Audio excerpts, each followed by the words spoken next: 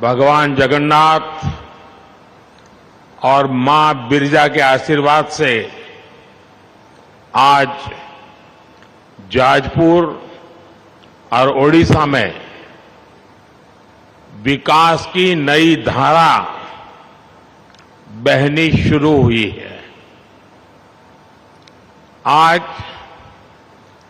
बीजू बाबूजी की जन्म जयंती भी है।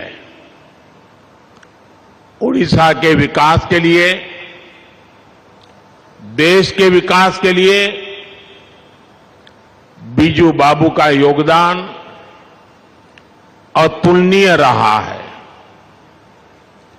मैं समस्त देशवासियों की तरफ से श्रद्धेय बीजू बाबू को श्रद्धासुमन अर्पित करता हूं